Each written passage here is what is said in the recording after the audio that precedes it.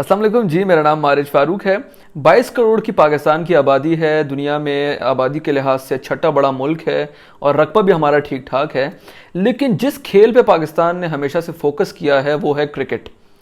Cricket के अलावा पाकिस्तान की जितनी भी हुकूमतें गुजरी हैं उन्होंने तो ये तहैया किया हुआ है कि हम लोगों ने और किसी खेल पे फोकस करना ही नहीं है, सिर्फ और सिर्फ क्रिकेट पे हम लोग फोकस करेंगे। और क्रिकेट पे भी फोकस करने के बावजूद इतने सालों से पैसा लगाया, सब कुछ लगाया, अब कहीं जाके पाकिस्तान की क्रिकेट टीम जो है वो 1990s अगर देखा जाए 90 से लेके 99 तक, उसके बाद पूरे के पूरे 20 साल का 22 साल का गैप आया, उसके बाद हम जाके बेहतर हुए।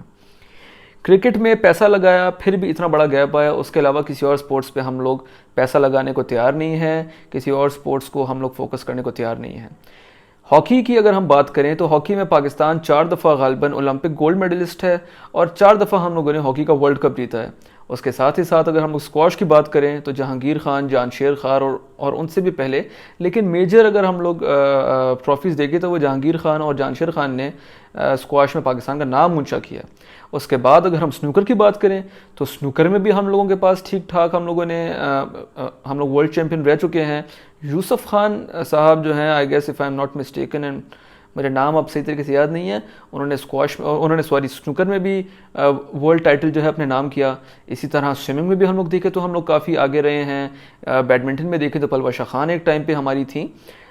तो इतना टैलेंट होने के बावजूद, और मैं इस बात को मानने को तैयार नहीं हूं कि 22 करोड़ की हमारी आबादी है तो हम लोग जो है क्रिकेट के अलावा किसी और स्पोर्ट्स में अपना नाम जो है वो नहीं बना सकते।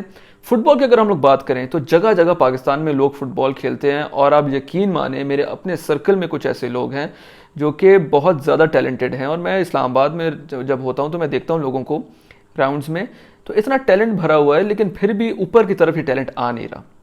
तो इसकी वजह क्या है? इसकी पहली वजह मेरे नज़दीक ये है कि गवर्नमेंट का कभी फोकस ही नहीं रहा है स्पोर्ट्स की तरफ।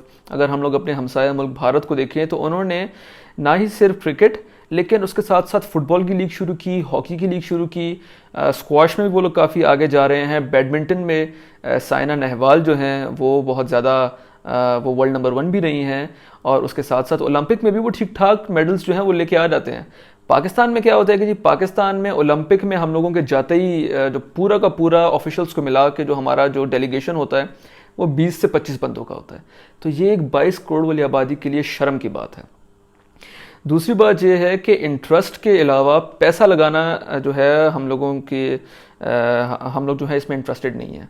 पैसा लगाने के लिए गवर्नमेंट भी इंटरेस्टेड नहीं है और जो स्पॉन्सर्स हैं वो भी इंटरेस्टेड नहीं है। गवर्नमेंट इसलिए इंटरेस्टेड नहीं है कि गवर्नमेंट की प्रायोरिटी में फिजिकल एजुकेशन जो है वो नहीं काउंट होती, जबकि बाकी दुनिया के ममालिक पर हम लोग देखें, ऑस्ट्रेलिया, न्यूजीलैंड, यूरोप की काफ़ी कंट्रीज़ जो हैं, अमेरिका, तो वहाँ फिजिकल एजुकेशन की बहुत ज़्यादा वैल्यू है और वो उसको समझते भी हैं कि ये बहुत ज़्यादा ज़रूरी है।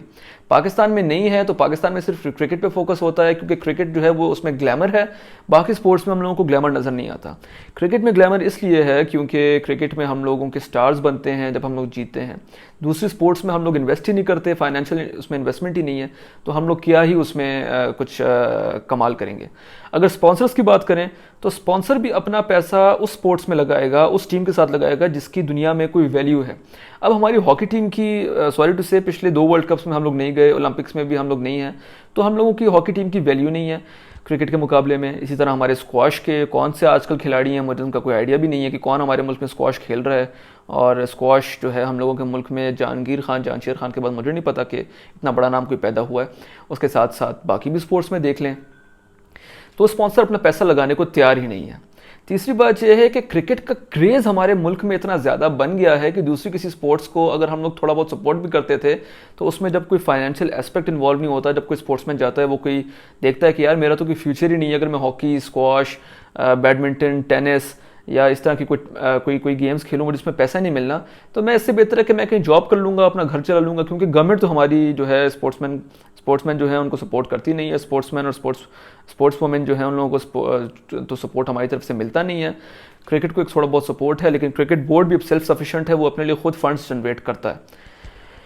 तो करना क्या चाहिए? करना ये चाहिए कि हमारी गवर्नमेंट को चाहिए कि एक सबसे पहले तो जब वो आएँ तो एक ऐसा स्पोर्ट्स मिनिस्टर रखें जिसकी नीयत साफ़ हो और जिसका स्पोर्ट्स से ताल्लुक़ हो।